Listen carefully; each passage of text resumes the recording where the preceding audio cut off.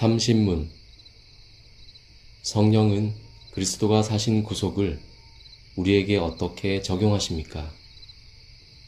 답. 성령은 그리스도가 사신 구속을 우리 안에 믿음을 일으키심으로써, 그리고 이것에 의하여 우리를 효과적으로 부르실 때 우리를 그리스도와 연합시킴으로써 우리에게 적용하십니다. 관련 말씀입니다. 아버지께서 내게 주시는 자는 다 내게로 올 것이요 내게 오는 자는 내가 결코 내쫓지 아니하리라. 내가 하늘에서 내려온 것은 내 뜻을 행하려 함이 아니요 나를 보내신 이의 뜻을 행하려 함이니라. 나를 보내신 이의 뜻은 내게 주신 자 중에 내가 하나도 잃어버리지 아니하고 마지막 날에 다시 살리는 이것이니라.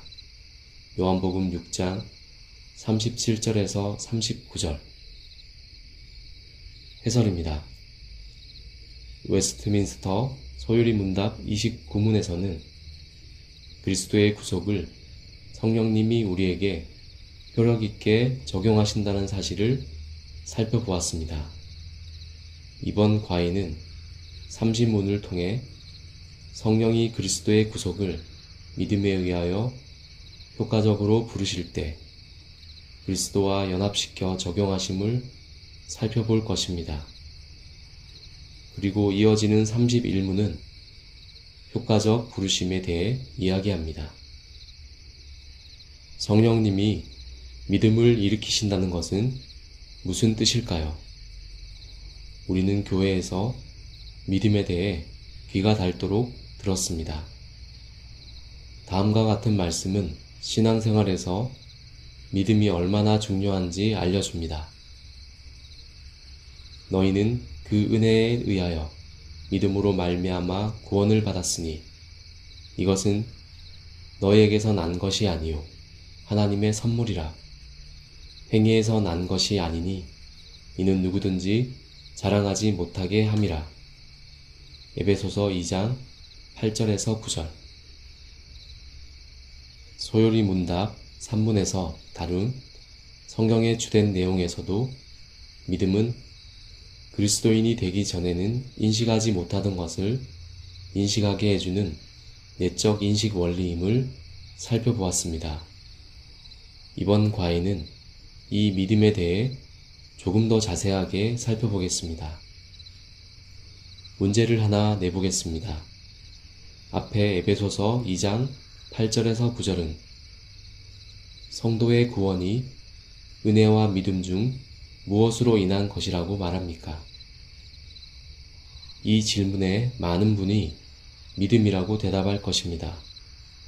하지만 이는 정확한 답변이 아닙니다. 엄밀히 따진다면 하나님은 은혜로 구원을 주시는데 믿음을 통하여 주신다가 정답입니다. 이 사실은 영어 성경에서 분명하게 드러납니다. 구원은 은혜에 의한 것이지 행위에 의한 것이 아닙니다.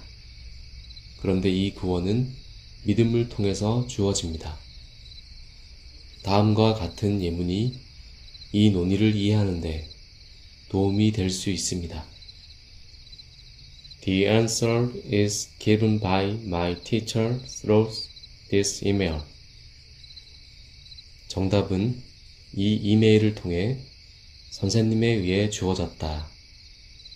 이 문장에서 접속사 위에는 직접적인 행위자를 통해 수단이나 도구를 나타냅니다.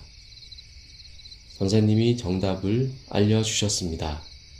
그런데 다른 방법을 사용하지 않고 이메일을 보내셨습니다. 다른 친구들이 어떻게 정답을 알게 되었니? 라고 질문하면 선생님이 알려주셨어 라고 대답할 수 있고, 이 이메일을 통해 알게 되었어 라고 대답할 수도 있습니다. 누가 그랬냐는 행위자의 관점에서는 선생님이 정확한 답이고, 무엇으로 그랬냐는 도구의 관점에서는 이메일이 정확한 답입니다. 마찬가지로 에베소서 2장 8절에서 9절에서도 구원은 은혜로 받느냐 아니면 행위로 받느냐라는 관점에서는 은혜가 답입니다. 하지만 구원이 우리에게 믿음으로 주어지느냐 아니면 경험과 이성으로 주어지느냐라는 도구의 관점에서는 믿음이 답입니다. 우리가 앞서 살펴본 것처럼 사람의 눈으로 보거나 귀로 들을 수 없으며 사람의 지혜로 깨닫거나 마음으로 생각할 수도 없는 구원을 우리가 받아들일 수 있는 것은 믿음이라는 내적 인식 원리 때문입니다. 믿음이 없다면 우리는 그리스도가 획득하신 구원의 가치와 정체를 전혀 인식하지 못합니다. 진돗개가 텔레비전을 보라고 손으로 가리키면 손을 쳐다보는 것에서 알 수 있듯이 현실 너머의 무엇을 인식한다는 것은 신비이고 초월이며 이적입니다. 특히 사람은 눈에 보이지 않는 하나님과 그 구원 사역을 이성과 감성과 경험으로는 결코 인식할 수는 없습니다. 그래서 하나님은 사람들에게 내적 인식 도구인 믿음을 주셔서 그리스도가 획득하신 구원의 가치와 정체를 인식하고 받아들이게 하십니다. 이렇게 귀한 내적 인식 수단인 믿음을 일으키시는 분이 바로 성령 하나님이십니다. 성도 안에 믿음이 일어나면 그는 이제 예전에 인식하지 못했던 예수 그리스도를 구세주로 인식하게 됩니다. 2000년 전에 십자가에 못 박히신 예수님이 하나님으로서 사람이 되시어 우리의 죄를 대신 짊어지고 죽으셨다는 사실이 온 마음으로 받아들여지는 것입니다. 그래서 소요리 문답 29문에서 36문은 구원론의 관점에서 믿음을 다룹니다. 믿음은 그리스도를 받아들이고 의지하는 것입니다. 즉, 우리는 믿음을 통하여 그리스도를 받아들이고 의지하여 그리스도와 연합합니다. 그런데 이에 대해 소요리 문답 30문은 성령님이 믿음을 통하여 우리를 그리스도와 연합시킨다고 표현합니다. 성령님을 주어로 하여 성령님이 믿음을 일으키시고 그리스도와 연합시킨다고 표현해 성령님께 믿음과 연합의 기원을 돌리는 것입니다. 이처럼 그리스도가 획득하신 구원을 우리에게 적용하시는 분이 바로 성령님이시라는 면에서도 구원론은 성령론이 됩니다.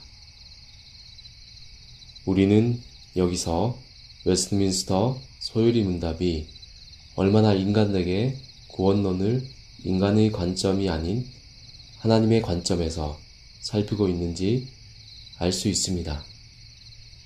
소요리 문답의 관점에 따르면 믿지 않던 사람이 어느 날 교회에 다니겠다며 자신의 발로 교회에 나오고 그리스도를 믿겠다고 입으로 시인하더라도 그 사람의 인식과 표현과 행동은 이미 성령 하나님의 사역의 결과입니다.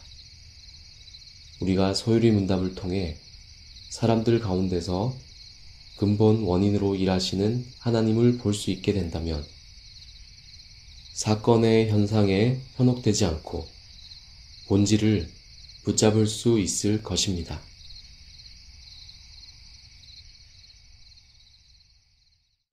내가 주를 바라오니 성실과 정직으로 나를 보고